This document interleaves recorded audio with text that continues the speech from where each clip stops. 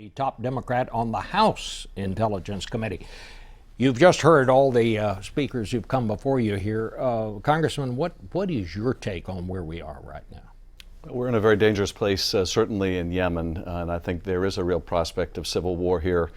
It is probably unlikely that these airstrikes alone are going to be sufficient to repel the Houthis. The best hope is that it prompts them to go back to the negotiating table. But if the Houthis start launching Scud missiles into Saudi Arabia or incur across the border, then I think you are going to see a ground war, and there's no telling where that ends up. Congressman, let me ask you, let's say there's somebody sitting out there watching this broadcast this morning and saying, yeah, this is all bad, but how does that impact on me here in the United States of America? What do you tell them when they ask that question? Well, I would say a couple things. In Yemen, we ought to be very concerned about what happens there, because in the chaos that's going on right now, Al-Qaeda in the Arabian Peninsula, AQAP, which is probably the most lethal franchise of Al-Qaeda, has a chance to resurge and grow. And that poses a real threat to us. So we were talking about aircraft earlier on the program this morning. Well, they have been building these bombs that can get past our metal detectors and have made repeated attempts to blow up our aircraft.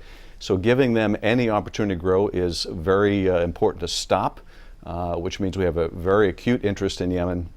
We also see in places like Tikrit, where a lot of these conflicting forces are coming together. We have a couple competing objectives.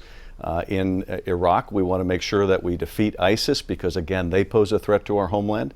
But at the same time, we don't want to see Iranian hegemony increased by making Iraq some kind of a vassal state of Tehran. And those goals are somewhat in conflict. They're complementary in part because we're both fighting to defeat ISIS.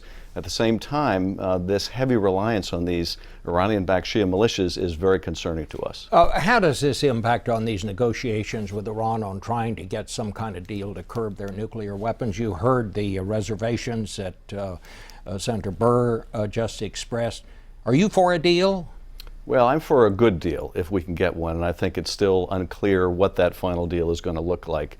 And I would be in favor of a good deal because the alternative is we pass new sanctions, which I would support. We hope to keep the Europeans together if we're lucky. And we wait for that additional economic pressure to bring Iran back to the table and get a better deal. The problem is that may take years, and they may get to Israel's red line or our own before that time comes. So the alternative is also dangerous, but I'm trying to keep my powder dry. Should we extend the deadline for these talks? Senator Burr said he'd be willing to go along with that. Well, I was very interested that Senator Burr said that because there's been a lot of GOP pressure on finding out what we have by the end of this month or applying new sanctions. As the French have pointed out, clinging to this deadline really puts us at a disadvantage if it appears we need to reach a deal by then more than the Iranians do.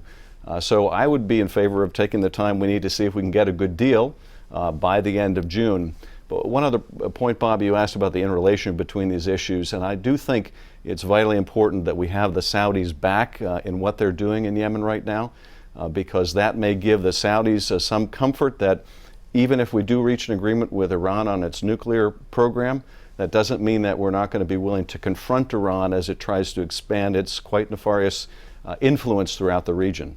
Congressman, thank you so much for being with us this morning.